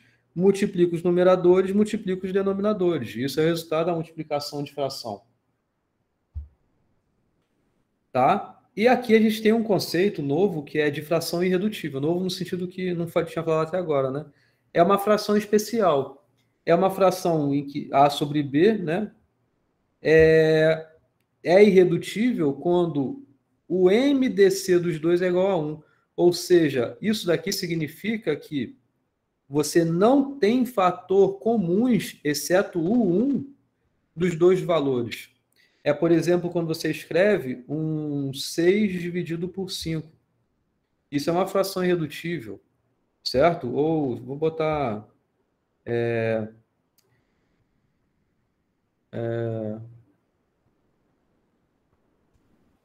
não queria botar números primos, não. Fala outro número aí que não é 6 e 5 vezes... 25, tá, 25. Aqui. Por exemplo, isso é uma fração irredutível, certo? Porque isso daqui, 2 vezes 3. Isso daqui é 5 vezes 5. Não tem nenhum termo comum no numerador com o denominador. Em outras palavras, o máximo divisor comum entre eles, então, é o 1. Não tem nada maior do que isso. Não tem como você simplificar. Isso é irredutível. Fração redutível, por exemplo, seria essa, 6 dividido por 50. Tem fatores comuns. Um primeiro aqui é 2 vezes 3. O outro é 2 vezes 25, né? 2 vezes 5 vezes 5, né? Então, aqui tem como você simplificar essa conta. Então, fica 3 sobre 25. Isso daqui é uma fração redutível. Tem como você simplificar. Mas algumas são irredutíveis. Não tem como você simplificar. Uma consequência de não ter como você simplificar é o MDC ser igual a 1. Quando você tem ambos os termos aí, que o MDC deles é igual a 1, você diz que A e B são primos entre si. Você não está dizendo que eles são primos. Eu não estou dizendo aqui que o 6 é primo, que o 25 é primo. Mas o 6 com 25, eles são primos entre si. Tá? Uma observação. Tá? Bom, nota que os racionais são definidos por pares de elementos. Numerador, denominador. Ambos os elementos pertencem aos inteiros. O denominador é o especial, inclusive. Ele não pode ser o zero. Tá? Mas você consegue definir todos os inteiros como racionais também. Então, veja que qualquer inteiro pode ser escrito satisfazendo a propriedade de ser um racional. Que basta você pegar esse inteiro específico que você está olhando, fazer uma fração para satisfazer a definição de racional, dividido por 1. Então, com isso, qualquer inteiro pode ser escrito satisfazendo a propriedade de ser um número racional. Uma consequência disso, então, é que o conjunto dos inteiros está contido no conjunto dos racionais. Então, aqui, por exemplo, A sobre 1 é igual a B sobre 1, é somente se A é igual a B. A sobre 1 mais B sobre 1, multiplicando, satisfazendo a propriedade da multiplicação de frações, né? Multiplica os denominadores, dá 1. Esse 1 vem para cá, multiplica por... Esse 1 vem para cá, multiplicando a esse A. Soma esse 1 vindo para cá, multiplicando com esse B. Esse B, né, aqui. Então, fica exatamente o A mais B, que a gente já conhece. Multiplicação de frações, é a multiplicação de numeradores, é a multiplicação dos denominadores. Vai dar A vezes B também. Então, veja que com essa sequência aqui, com essa definição aqui, a gente tem que os inteiros, ele é um subconjunto dos racionais. Então, a gente tem esse diagrama bonitinho até agora, tá? Mas vê que nem tudo aqui agora a gente consegue fazer, escrever como racional. Então, são válidas tudo que a gente sabia nos inteiros aqui agora nos racionais. Além disso, a gente consegue, então, definir o conceito de inverso multiplicativo. Por quê? Se para todo A sobre B que você tome pertencente aos racionais, de modo que é diferente de zero, você não pode ter aqui o A como zero, por exemplo, existe esse racional também, que na verdade é invertendo esse numerador com denominador, e a consequência disso é que a resposta da multiplicação dele vai dar 1. Então, o inverso multiplicativo de A sobre B é B sobre A. Porque multiplicando, fazendo a multiplicação de frações, você tem A sobre B dividido por A sobre B. Corta em cima, corta embaixo, dá igual a 1. Entendeu? Então, isso é o inverso multiplicativo. Tudo que a gente sabia de propriedade anterior vale aqui agora também. Tá?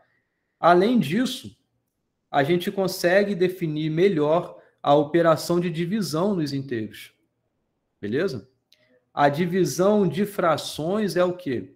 Você tem uma fração A sobre B dividida por uma fração C sobre D, né? Então, você tem aqui A sobre B. Isso dividido por C sobre D é exatamente essa operação aqui que você vai fazer.